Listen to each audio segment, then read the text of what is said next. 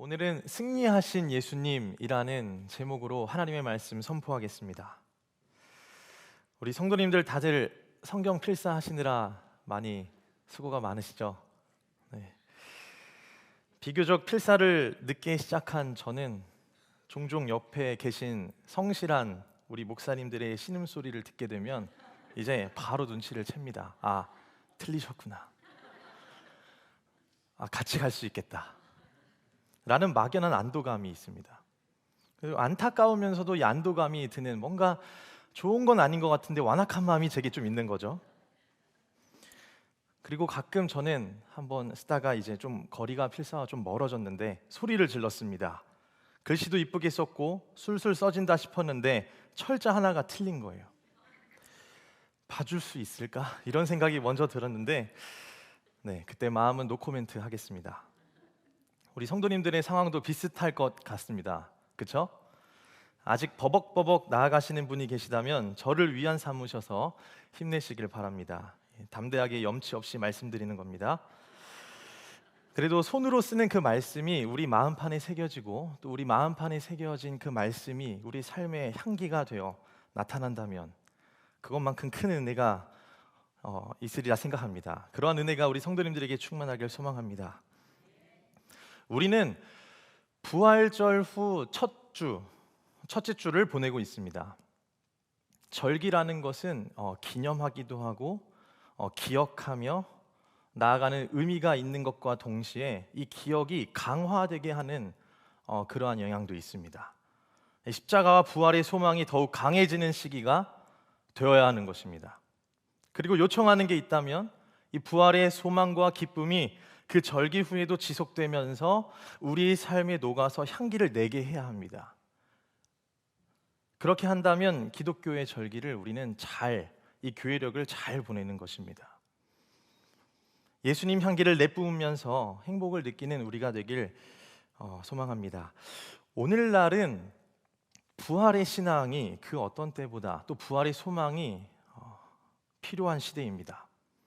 세상 사람들도 교회 사람들도 묻습니다.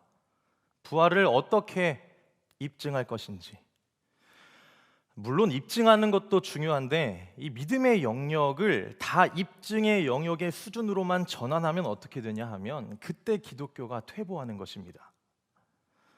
그 부활의 신앙을 학구적인 전문가들에게 맡겨버리는 문제로만 전락하면 안 된다는 것입니다.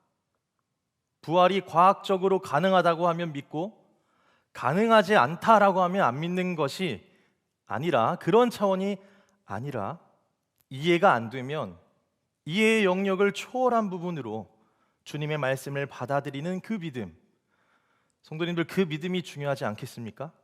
사실 부활의 신앙을 가지고 성경을 필사하고 또 맡겨진 직분을 감당하고 섬기고 봉사하고 그리고 예배드리고 있는 지금 이 자리에 있는 우리가 이 부활의 사실 증인입니다. 우리가 부활하신 예수님을 입증하고 있는 거고 성도가 증인입니다. 그렇게 예수님의 부활과 그 승리하신 예수님에게 힘입어 우리도 부활한다는 신앙이 이 과학이나 학구적인 전문가들에게 증명되는 것이 아니라 이 내 존재가 말씀을 통해 해석되고 삶으로 증명하는 우리 성도님들 되시길 축복합니다.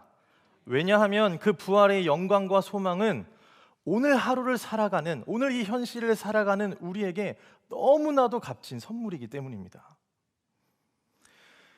오늘 고린도전서 15장의 말씀이 이 부활에 대한 내용을 잘 기록하고 있습니다. 이 교리적인 부분이랑 좀 딱딱할 수 있지만 한번 나눠보고자 합니다. 오늘 50절 전에는 이러한 내용들이 있는데 제가 요약해서 말씀드리겠습니다. 이렇습니다. 죽은 자의 부활을 설명하는데요, 현재의 몸은 썩을 것이나 부활한 몸은 영원히 썩지 않을 것이고, 현재의 몸은 욕된 것이지만 부활한 몸은 하나님 앞에서 영광을 누릴 것이며, 현재의 몸은 약한 것이다 라고 합니다. 근데 그것은 시험과 유혹의 대상이 되는 약한 몸이지만 반대로 부활한 몸은 강한 것, 곧 모든 구속으로부터 자유한 몸이라는 것입니다. 마지막으로 이 현재의 몸은 육적인 몸, 제한된 몸이지만 이 부활한 몸은 본질상 한계가 없는 전혀 새로운 신령한 몸이라고 이야기를 하고 있습니다. 그래서 예수님의 부활은 어떤 부활이냐면 몸의 부활, 그리고 성경에 나와 있는 대로 신령한 몸의 부활입니다. 그리고 예수 그리스도의 사람으로서 예수님과 연합된 사람으로 예수님과 같은 결말을 맞이하게 된다라는 게 오늘 50절 이전에 있었던 내용들입니다. 여러분, 그 결말이 뭡니까? 부활이라는 거예요. 그냥 썩어질 사람이 조금 더 사는 정도가 아니라 전혀 다른 몸으로 신적 생명을 누리게 되는 존재가 되었다는 것입니다. 제가 방금 이야기하면서 한 글자가 계속 반복되는 단어가 있는데 어떤 단어죠? 네, 저 외롭습니다 좀. 몸입니다, 몸. 성경에서의 부활은 썩어질 것이 썩지 않을 몸으로 다시 살아나는 것임을 말씀하고 있습니다. 정신이 부활하는 것이 아닙니다. 어떤 생각이나 의식이 부활하는 것이 아니라 몸이 부활하는 것입니다. 보통 오해하기를 썩어질 몸이 죽었다가 썩어질 몸으로 다시 살아나서 수명을 늘려놓는 것이라고 생각할 때가 있는데 그것은 부활이 아니라는 것입니다. 지금과 전혀 다른 새로운 몸으로 재창조되는 것이 부활이고 그것이 예수님을 믿는 성도들이다라고 성경에서 이야기하고 있습니다. 그럼 질문 있습니다. 요한복음 11장에는 나사로가 나옵니다. 나사로는 부활일까요? 아닐까요? 네, 부활이 아닌 거죠. 다시 죽잖아요. 다시 썩어지잖아요. 예수님께서 부활의 첫 열매가 되셨다고 하셨지 나사로가 부활의 첫 열매가 되셨다라고 하지 않으셨어요. 나사로는 이 소생의 기적입니다. 이 요한복음에서 이야기하는 이 기적은 다른 복음서에서 이야기하는 기적이랑 조금 다른데 표적이라고 합니다. 그러니까 이 기적을 일으키면서 동시에 가르치고 있는 사인이 있다라는 거예요. 다시 말하면 오병이어의 기적을 통해서 이 5천 명의 사람들이 많이 먹는 것도 중요한데 더 중요한 건 뭐죠? 예수님이 생명의 떡인 것이 더 중요하다라는 거예요. 그리고 오늘 말씀처럼 나사로가 죽었다가 다시 살아나는 것도 너무 중요한데 그거보다 더 중요한 건 예수님이 부활이고 생명이신 게 더 중요하다라는 거예요. 예전에 학교에서 이 성도의 부활은 어떤 부활인가요? 라는 설문지를 조사한 적이 있었습니다. 그때 영의 부활, 정신의 부활, 제자들의 부활, 그리고 몸의 부활 이렇게 있었거든요. 근데 거의 7, 80% 이상이 다 영의 부활이라고 쓴 거예요. 그러니까 성경을 잘 몰랐던 거죠. 오늘 이 성경 15장 그리고 수많은 이 부활을 증거하는 이 본문에는 예수님이 몸이 부활이고 그리고 그 부활에 힘입어 우리도 몸의 부활이 일어날 것이다 라고 이야기하고 있습니다. 그럼 오늘 본문은 부활은 언제 이제 50절부터 어떻게 일어나는지에 대한 답변이 담겨져 있습니다. 50절의 말씀입니다. 함께 다 같이 읽어볼까요? 시작.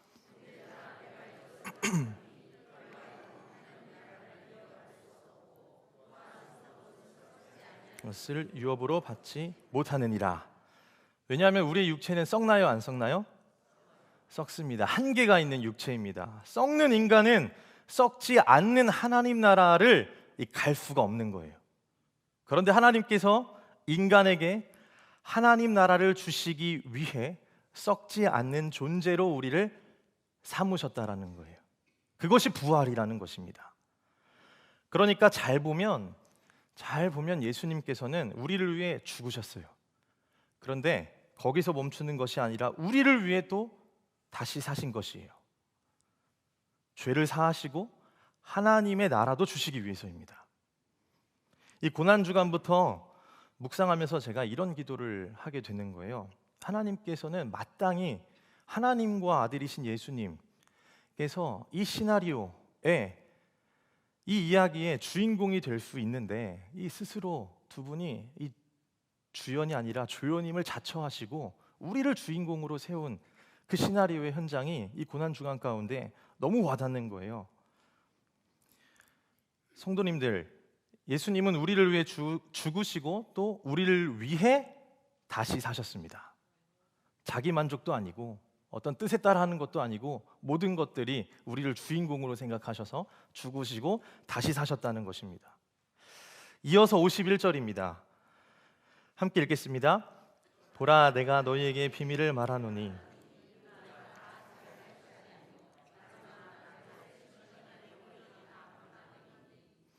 마지막 날에 하나님의 나팔 소리가 울린다라고 이야기하고 있습니다. 예수님께서 재림하면서 나팔이 울려질 것이다 라고 이야기하고 있습니다. 그때 어떻게 되냐 하면은 이미 죽고 잠자고 있던 사람들은 썩지 않는 몸으로 부활할 것이고, 그때 예수님께서 재림하실 때 살아있던 사람들은 순식간에 홀연히 변화한다고 이야기하고 있습니다. 그리고 52절 53절의 내용인데 제가 읽어보겠습니다. 나팔 소리가 나매 죽은 자들이 썩지 아니할 것으로 다시 살아나고 우리도 변화되리라. 이 썩을 것이 반드시 썩지 아니할 것을 입겠고 이 죽을 것이 죽지 아니함을 입으리로다. 반드시 썩지 아니할 것으로 입을 것이다 라고 이야기하고 있습니다. 이야기를 보면 더불어 내가 노력해서 부활의 새 몸을 입는 것이 아니라 입혀진다는 거예요. 그렇다면 이 몸은 무엇을 받을 수 있는 몸이 되는 것입니까? 오늘 본문 말씀에 보면은 하나님 나라를 유업으로 받을 수 있는 몸이 된다는 것입니다. 새로운 존재이자 하나님 나라를 유업으로 받는 존재가 바로 성도가 되게 하셨다는 것입니다. 답을 알고 사는 사람과 모르고 사는 사람의 차이는 굉장히 큽니다. 이 성도의 결말은 몸이 부활하여 하나님 나라를 유업으로 받는 것입니다. 그런데 단순히 영원히 사는 것이 목적은 아닙니다. 가끔 저는 생각을 해요. 제가 이렇게 앞으로 목회를 하고 사역을 하는 이 목적과 이유가 영원히 살기 위해서인가? 영생 때문인가? 아닙니다. 예수님이 주인이 되신 하나님 나라 안에서 예수님과 함께하는 영원한 삶이 아니라면 그 영생은 지옥이라는 거죠. 예전에 이제 중고등부 학생들을 양육할 때 물어봤어요. 천국에 왜 가고 싶냐고. 그러니까 다양했습니다. 잠을 많이 잘 수 있어서, 그리고 또 뭐 금은보화가 있어서, 그리고 지금 너무 이제 공부의 압박이나 현실의 압박이 있는데 그것으로부터 회피할 수 있어서, 현실적인 답변들이었어요. 근데 결론은 어떤 거였냐면은 천국이든 어디든 그곳에 예수님이 있기 때문에 가야 하는 거다라고 이야기를 했었습니다. 여러분 아멘이세요? 예수님이 중심이 되는 그 하나님 나라를 유업으로 받으려면 반드시 몸의 부활이 일어나야 합니다. 이어서 54절입니다. 함께 읽겠습니다. 시작.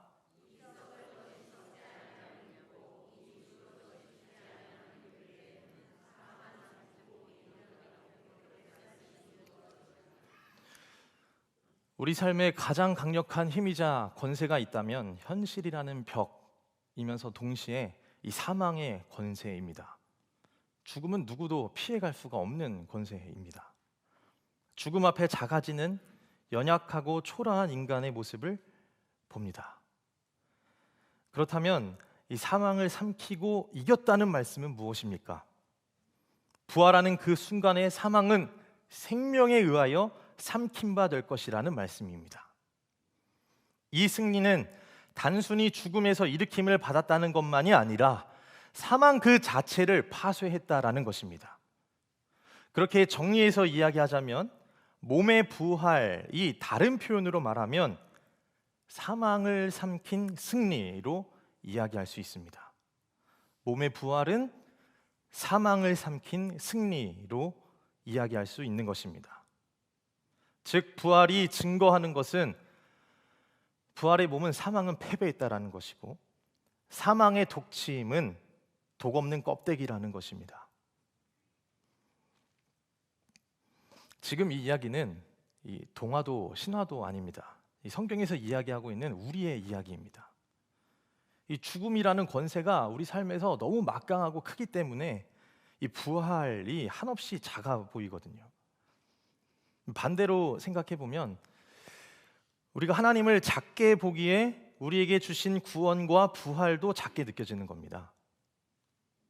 하나님을 크게 보는 우리가 되어야 합니다. 왜냐하면 하나님은 어떤 유능한 분이 아니시잖아요. 하나님은 어떤 분이시죠? 유능한 분이 아니라 전능하신 분이시잖아요. 작게 볼 때 우리가 오히려 사망에 삼킨 바가 됩니다. 사망에 상응하는 어둠의 권세들이 우리를 짓누릅니다.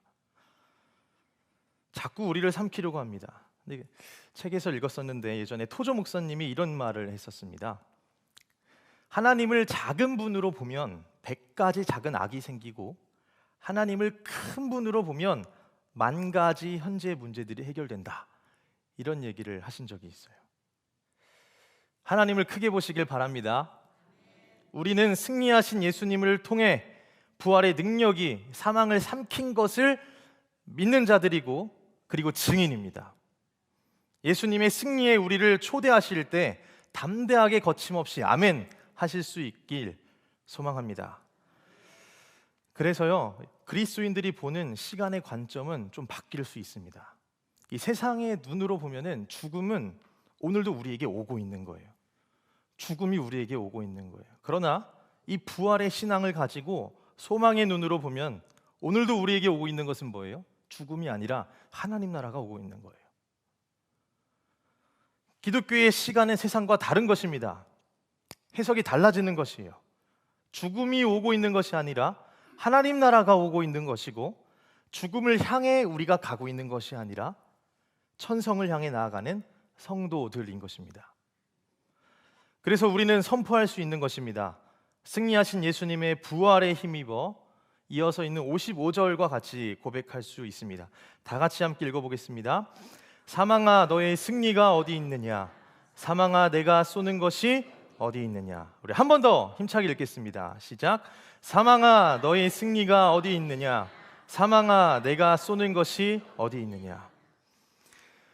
그러므로 여러분, 최고의 승리가 무엇이죠? 부활입니다. 최고의 승리는 부활입니다.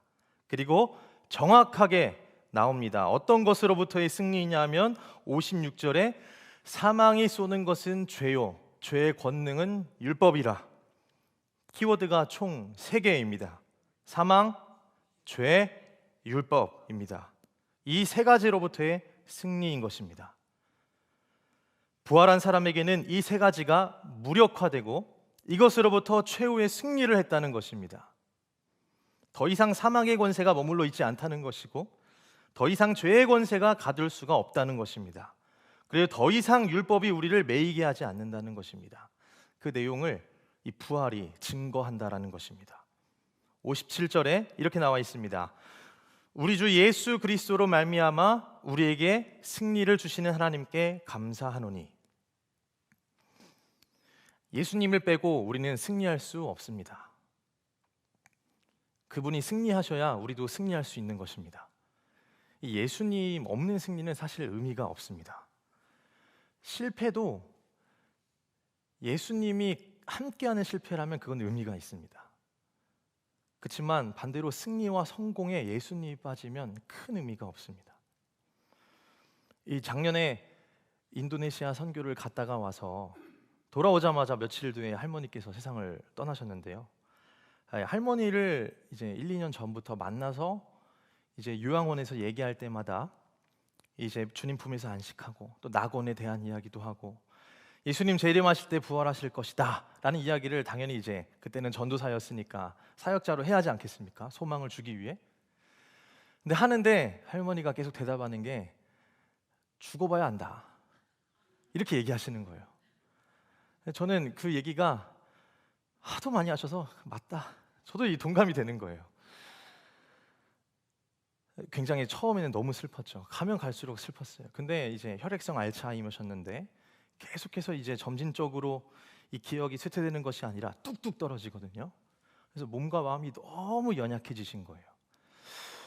그래서 그 어느 날부터는 기도하면서 손을 꼭 붙잡고 할머니 예수님 불러가면서 예수님 꼭 붙잡고 주님 품에 안기는 거예요. 어딜 가든지 잊지 마세요. 그 얘기하면서 기도를 해드렸어요. 산소호흡기를 낀 후부터도 산소 포화도가 계속 낮아지시는데도 불구하고 이 예수님 이야기를 하는데 이 계속 복음이 선포되는 거잖아요. 처음에는 안 믿으시다가 이 나중에는 아멘을 꼭 하시는 거예요. 너무 감사한 거죠, 저한테는. 눈물이 콧물이 되도록 울면서 이제 계속 기도하고 축복하고. 근데 이제 인도네시아 선교 때부터 산소 포화도가 40 이하로 떨어지셔서 이제 거의 얼마 안 남으신 거예요. 근데 이제 어머니께서는 선교에 방해될까 봐 이야기를 안 하신 거예요. 근데 이제 가자마자 끝나고 가서 주일 지나고 바로 이제 전주에 내려가서 만나봐야겠다 했는데 주일 딱 새벽에 돌아가신 거예요. 근데 감사하게도 토요일 날 이제 서울에서 기도를 전화 통화로 했습니다. 근데 그 나지막한 소리로 아멘을 하시는데 그 예수님에게 감사하고 예수님의 부활을 믿는 그 믿음의 고백이 저한테는 이 심금을 울리는, 영이 반응하는 걸로 느껴졌어요. 그래서 저는 그런 생각을 합니다. 듣지 못하고 아프고 환우들이 있더라도 옆에서 우리는 복음을 계속 들려줘야 돼요. 선포해야 되고 말해줘야 됩니다. 끝까지. 왜냐하면 그 능력은 우리의 입술과 말이 있는 것이 아니고 우리 하나님에게 있기 때문입니다. 그래서 예수 그리스도로 말미암아 승리를 주시는 이 하나님께 이 감사할 수 있는 기회를 허락해 주셨어요. 저와 여러분 또한 그러한 은혜가 오늘뿐만 아니라 날마다 지속되길 간절히 소망합니다. 그러면 우리는 이제 이런 대답을 할 수 있습니다. 왜 우리의 몸이 부활하는 것이 중요합니까? 그것은 죄와 사망의 법에서 해방되었다는 증거이자 최종 단계에 이른 것이기 때문에 이 몸의 부활은 중요합니다. 그래서 예수님이 재림하시는 그날에 모든 것을 종결하시는 그 날에 주 안에서 이미 죽은 성도들은 새로운 몸으로 변화되고요. 그때까지도 죽지 않은 성도들은 또한 호련히 새로운 몸으로 변화되게 된다라는 것입니다. 그런데 이런 질문을 할 수 있습니다. 그날이 언제냐는 거예요. 언제 재림하냐는 거예요. 이단들이 이런 걸로 다 알고 있듯 장난칩니다. 성경은 뭐라고 말하죠? 제가 읽어드리겠습니다. 마가복음 13장 32절에서 33절의 말씀인데, 그러나 그날과 그때는 아무도 모르나니 하늘에 있는 천사들도 아들도 모르고 아버지만 아시느니라. 주의하라, 깨어있으라, 그때가 언제인지 알지 못함이라 라고 말씀하셨습니다. 아들도 모르신대요. 예수님께서 스스로 알 수 있음에도 불구하고 스스로 제안하셨어요. 아버지만 아시도록.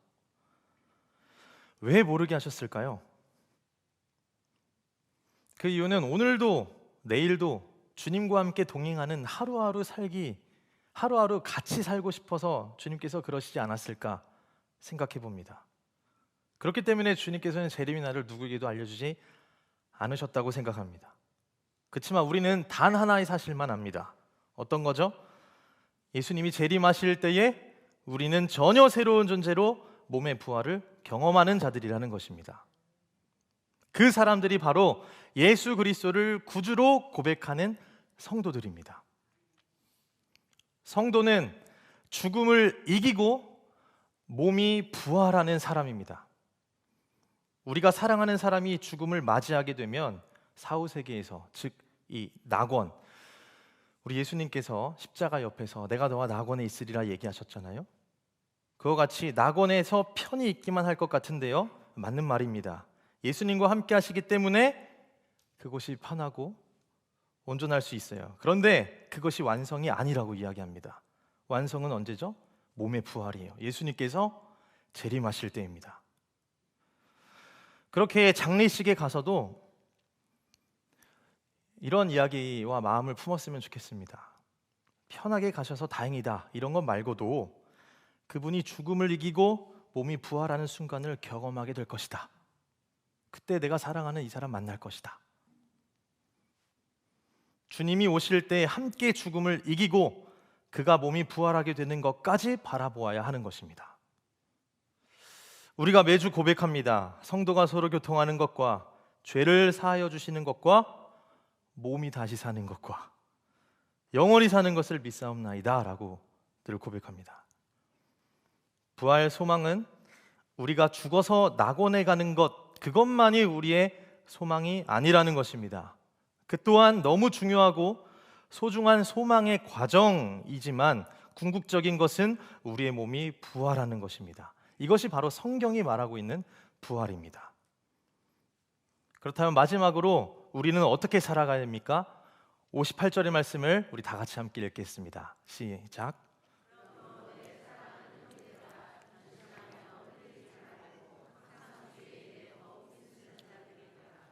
이는 너희 수고가 주 안에서. 이제 성도는 어떤 사람이 되어야 합니까? 견실하며 흔들리지 않는 사람이 되어야 합니다. 현실의 벽이 너무 높아 때론 우리를 넘어뜨리려 하지만 성도는 흔들리지 않습니다. 왜 그렇죠? 부활의 능력을 붙들고 나아갈 때마다 흔들리지 않는 이유가 있기 때문입니다. 소망이 이기게 하는 삶을 살아야 됩니다. 세상은 이 소망, 하나님이 우리에게 주신 소망을 굉장히 고리타분하고 연약하고 약한 것으로 치부하게 만듭니다. 예수님을 예수님으로 보지 못하게 합니다. 그리고 그 소망을 뺏어가려고 해요. 너무 세상은 편안합니다. 작년에 인도네시아 선교를 갔었을 때 그때는 눈에 보이는 영적 싸움이 너무 많았습니다. 일단 환경 오염부터 시작해서 그리고 무슬림의 기도 소리가 새벽부터 청년들의 귀를 때리는데 굉장히 편두통과 어려움이 있었어요. 정말 여기는 눈에 보이는 영적 싸움이 여러 가지 많이 있구나. 이러쿵저러쿵 그런 일들이 많이 있었습니다. 그러다 너무 많은 은혜를 받고 한국에 왔는데 생각보다 너무 편안한 거예요. 영적 싸움이 안 보이는 거예요. 그러면서 기도하면서 깨달은 게 있어요. 한국은 더 고차원적인 영적 싸움이다. 왜냐하면 영적 싸움이 보이지가 않아요. 너무 편안해서 보이지도 않고 만질 수도 없어요. 소리 소문 없이 우리의 소망을 왜곡시키거나 가져가 버립니다. 편안함으로. 그래서 한국은 참 또 다른 보이지 않는 이 편안함에 편승하다 보면 우리의 신앙도 퇴보할 수 있겠다라는 생각을 하게 되었습니다. 그래서 우리의 삶 가운데 우리는 이 부활의 소망이 분명히 우리의 결말은 정해져 있다. 그리고 그 능력이 오늘도 나를 이끌고 간다. 나는 이 소망이 우리 삶을 이기도록 우리는 늘 주님 앞에 나아가야 됩니다. 그 소망이 이기는 삶을 살아갑시다. 그때 우리는 달라진 사람입니다. 너무나도 큰 소망을 얻은 사람이기 때문에 우리는 그 소망으로 하루하루 기쁨과 감사로 살아갈 수 있을 것입니다. 그리고 58절에 주의 일에 힘쓰는 것이라고 나와 있습니다. 견실하며 흔들리지 않는 사람, 그리고 주의 일에 힘쓰는 것입니다. 이런 부활의 해피엔딩을 다 안다고 오히려 도덕적인 방종에 빠진 자가 아니라 오히려 더 주의 일에 힘쓰는 겁니다. 하나님 나라가 이 땅에서 이루어지길 소망하면서 맡겨진 일들에 충성하며 주의 일에 힘쓰는 것입니다. 썩어질 것에 많은 충성을 해도 우리가 이제 충성하는 것도 너무 중요한데 이 충성을 하나님의 충성보다, 하나님을 향한 충성보다 세상에 썩어질 것에 충성하는 경우가 굉장히 많이 있습니다. 근데 그 썩어질 것에 충성할 때에도 우리가 나도 내가 아닌 것을 압니다. 내 마음이 공허한 사실을 누군가 3자 입장에서 알려주지 않아도 나도 내가 아닌 것을 알 수 있습니다. 썩어질 것, 그게 돈이든 명이든 인정이든 자기 만족이든 아무리 많이 넣어도 우리의 마음은 이 순간뿐이지 완전히 채워지지가 않습니다. 왜 그렇죠? 우리는 그만큼 큰 존재이기 때문입니다. 썩지 않을 몸을 입을 하나님의 형상으로 지어진 존재이다 보니까 너무 큰 거예요. 그래서 세상에 있는 것들을 다 갖다 넣어도 이게 안 채워져요. 그 구멍은 누구만 채울 수 있죠? 우리 하나님만 채울 수 있습니다. 우리의 만족은 오직 하나님에게서 난다고 하셨습니다. 아무리 돈과 명예와 세상의 여러 가지를 다 채워도 만족함이 없는 것입니다. 그 곳은 하나님만이 채울 수 있습니다. 우리 성도님들의 마음속에 우울의 구멍, 또 공허의 구멍, 상처의 구멍이 있다면 그곳에 부활하신 예수님을 그 자리에 앉히시길 축복합니다. 그렇기에 썩어질 것에 힘쓰지 말고 이 땅에서도 하나님 나라를 이뤄가며 주의 일에 힘쓰라는 것입니다. 버텨야 됩니다. 그리고 싸워야 됩니다. 분투해야 됩니다. 이 고통과 낙심이 가득 찬 곳이라 할지라도 이 소망을 버리지 말고, 이 소망도 어떻게 할 수 없나 보네 하고 스스로를 설득하지 말고 그 소망으로 나를 설득해야 됩니다. 내 자아와 상황을 설득해야 됩니다. 이러한 상황 속에서도 내 소명과 내 충성을 흔들리게 할지라도, 내 정신과 내 마음을 흔들리게 할지라도 나는 주님에게 충성하겠다, 나는 소망으로 주님께 나아가겠다라는 그런 고백이 우리에게 있어야 할 줄로 믿습니다. 그래서 그게 부활의 신앙을 가진 자들이고 그 자리를 견디고 끝까지 충성하며 예수님과 걸어가는 삶, 그것이 믿음이고 신앙생활입니다. 그 사람이 넘어지고 일어나는 것, 왜 그렇죠? 부활 소망이 너무 크기 때문에 일어날 수 있는 거예요. 정신 승리도 아니고 실제입니다. 제가 하는 이야기가 아니라 우리 구주 예수 그리스도의 약속입니다. 이기게 하시고 승리하신 예수님께서 오늘도 우리를 인도하십니다. 사랑하는 여러분, 우리의 눈과 귀가 활짝 열리어 부활의 은총을 주신 승리하신 예수님에게 나아가 그 승리에 힘입어서, 내가 따로 승리하는 것이 아니라 그 승리에 힘입어서 우리도 승리하는 저와 여러분 되시길 주님의 이름으로 축복합니다. 이 시간 우리 함께 찬양하며 기도하는 시간 갖도록 하겠습니다.